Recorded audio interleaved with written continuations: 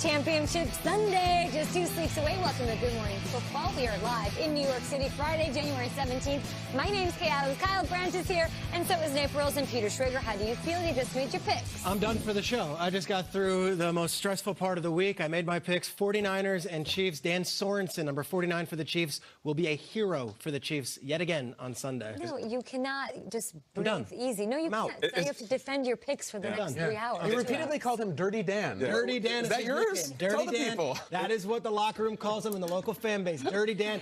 Look, he's a Mormon from Utah. I don't think there's anything dirty going on. It's just his nickname. Peter, it's like you finished your finals early. All right, and don't distract the rest of the class. Don't distract the rest of the class. He's got to defend his picks. Right now, it's the lead left. This is what's going down on Sunday. We're going to kick it off with this guy. The Chiefs hosting the Titans. The Niners host the Packers. After that, we are making our picks all throughout the show. But let's start with the NFC Championship game this hour. The Packers getting set to take on the Niners. It's a Week 12 rematch. Aaron Rodgers was sacked 5 times last time around, but this time the Packers offensive line will be under pressure. So to make sure that Aaron Rodgers doesn't get pressured with more on Green Bay right now, here is Randy Moss.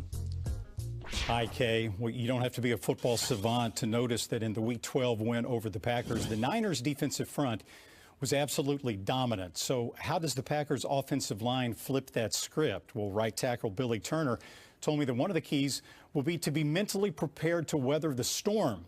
By that, he said he means that the Niners' front is so good, they'll always cause some bad things to happen for an offense.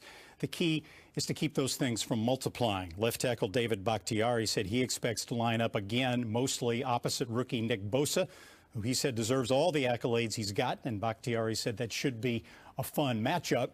And both of them mentioned the importance of the return of right tackle Brian Bulaga, the veteran who went out after just 8 snaps of that Week 12 loss and missed last week against the Seahawks due to the flu. Bakhtiari said the return of Bulaga will be huge. And now to MJ with the 49ers. Well, Randy, 49ers fans can now breathe a sigh of relief. When asked how his ankle was doing, George Kittle said, quote, "I'm feeling fabulous. Thanks for asking." Head coach Kyle Shanahan saying he does not expect his ankle to be an issue leading up to Sunday's NFC Championship game. As far as the rest of the team, the messaging continues to be that this is just another week.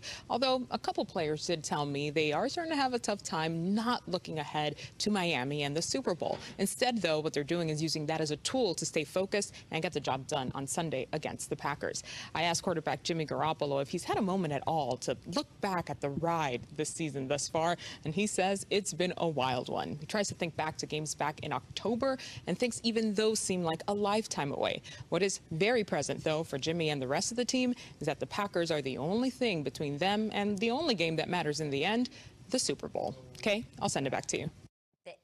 Thank you so much, MJ, and to Randy Moss. But, of course, if Jimmy Garoppolo wants that Super Bowl, he'll probably want his favorite weapon out there to catch the ball from him. So Ian Rappaport's here with the latest on the health of the 49ers tight end George Kittle ahead of the biggest game of their lives.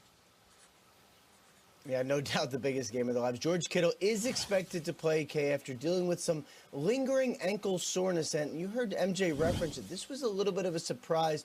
A couple days ago, George Kittle did not participate in practice, which caused everyone to raise their eyebrows. That was Wednesday, and it was not referenced by Kyle Shanahan before practice. So certainly it was a surprise. And then word got out that it really wasn't anything major. He just kind of was complaining of some soreness. They wanted to make sure to get him off it so as not to exacerbate the injury. He did practice. Kittle did fully on Thursday. Is expected to practice today, so he should play in the game really with no issues. But this is probably something to keep an eye on. Remember, he's dealt with bone chips in an ankle earlier in the year. He's kind of battled it off and on, missed a couple games. He's going to get out there and play, but he may not exactly be 100% when he's doing it. Hate to hear that, but glad he will be out there. We know he'll give it his all as much as he can in such a huge game. Ian, appreciate you. We'll talk to you in a bit. Let's go back to what Randy Moss was talking about. He mentioned that the Packers' Week 12 loss in that game. Aaron Rodgers recorded a season-low 104 passing yards against this Niners defense, as well as a career-low 3.2 passing yards per attempt. We've seen these crazy statistics, Shrigs, about what Aaron Rodgers looks like up against top pass defenses, which the Niners have. What do you believe ultimately, though, Kyle, let's start with you, will decide who represents the NFC in Super Bowl Live? We're calling it Super Bowl Live. I kind of like it. Yeah. What decides Super Bowl live is the guy on the other side. I think Jimmy Garoppolo. Yeah? He's in this fun part of his career that we even heard the phrase there that every game he plays is the biggest game of his life. Last week was the biggest game of his life. If he wins, the next game would be the biggest game of his life. And guys, let's call last week what it was for Jimmy Garoppolo. He did his job. I don't take anything away. It was a sparring session. He landed a couple punches, he took a couple punches, and then he got a sweat and handed off. And that's fine. They won. That ain't going to be this week. This is heavyweight stuff against 12. This is Jim Lampley and Larry Merchant are on the call. This is the real deal. And I do think it's interesting editorially that I feel like there has been more talk this week about the fact that his team did not bring in Aaron Rodgers than about him himself. I think I've heard the name Alex Smith more than Jimmy Garoppolo this year. Here's the big thing about Garoppolo. You don't play well and lose this game. The offseason conversation, it's not going to be about how you played well against the Rams on a Saturday night. It's going to be this game. It's big-time stakes, because if you win this game, his life completely changes. It changes. He's on the billboard in Miami. He is getting the insurance company commercials. There's a lot of guys who have played in conference championship game, hundreds. It's about 70-ish ever who have started a Super Bowl. This is a life-changing game for Jimmy Garoppolo. It's not the biggest game of Aaron Rodgers' life, not close. But Jimmy's is. I have believed in him for months now, and I think this game will come down to him, and I think he will deliver. Woo! I do. Yeah, listen, man, when it comes to this game, this group of running backs are as good as any in the league. And I'm tired of everybody, including myself, praising other groups or other players, but not showing a collection of people love. You know, it's similar to the show. You know, we come here and we show up, and collectively we try to put on the best show possible. There might be bigger names, bigger shows that get highlighted, but nobody puts in work like us. And it's the same thing with Matt Breida, Raheem Mostert, Tevin Coleman. You know, Derrick Henry put up 17 yards this year, took the rushing crown. Rightfully so, needs to be credited as the best back in the business. You look at Christian McCaffrey, run CMC. What he did, total yards on the ground, in the air, Stars. Fantastic. Superstars. Even Aaron Jones, 21 total touchdowns, including the playoffs. Like, that's fantastic.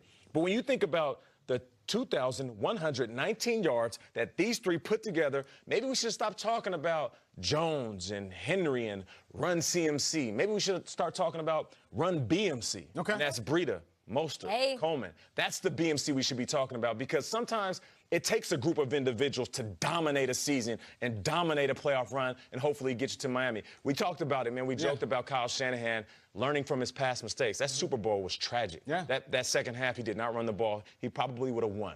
But I think he built his team in order to get a lead and keep a lead and put his foot on the throat of opponents. Peter, you surprised me a couple of minutes ago picking the Niners. Not because you haven't championed them or because they don't deserve it, because you were making the case for the Packers all week long, and I really thought I was like, he's going to do this. He's going to pick the Packers. What went into your decision, and why not the Packers? Yeah, it became a scenario where I'm looking at it, and I'm thinking the way they played last game doesn't really matter as much as just the matchup and the coaching matchup. And this is nothing against LaFleur, who I think is going to be a great head coach in the NFL, already is.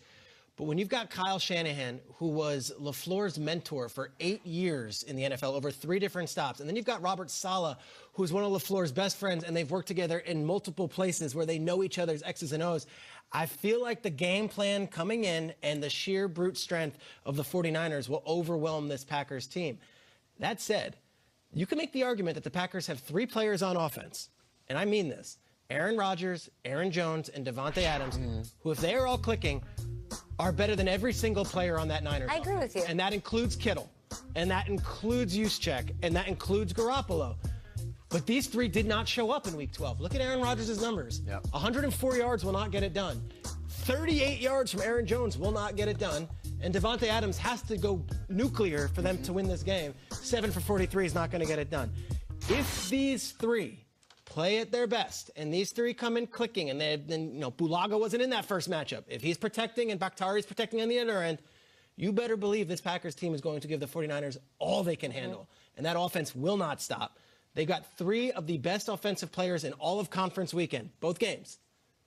And I think if all 3 are playing at their top ability, this might be a tough one for the 49ers. There's a reason I always talk about, and bang the drum for complete teams.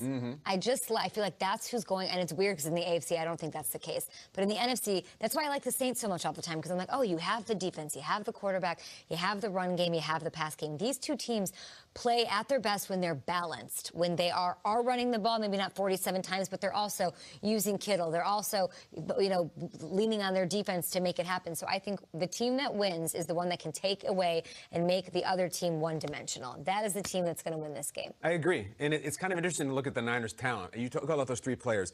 The Niners are built so cool that, like in the old NBA Jam player power ranking scales, they may not have a lot of 10s. The Saints, for example, have some 10s. Yeah. But they got a ton of 8s and 9s and no 4s. You know what I mean? The Packers got some 10s. Maybe Kittle is a 10 if you were to rank him like that, but they have so many 8s and 9s across the board. They're so powerful without the superstars. Their most famous player is a corner. Yeah. And the second most famous player is a tight end. And they are the favorite in this game. It's pretty awesome. Do you feel like we confused you a little bit? Because you're up next for picks. I'm locked in. Okay, you ready? I'm locked in. Turned it in. No turning back now, Kyle Brandt. I know who I like in these games. Are we buying or selling the Niners as the most complete team still standing? Jared and Trent are going to weigh in a little bit later on in the show. And yes, Kyle, you're up. All right, so I'm up and show a picture of Garoppolo. Is that a coincidence? Or maybe it's that man. Ooh. I have no idea who you're picking. Literally no idea. Full confession, I don't either. I'm going to decide right now. All right, good. Who should I take, Twitter?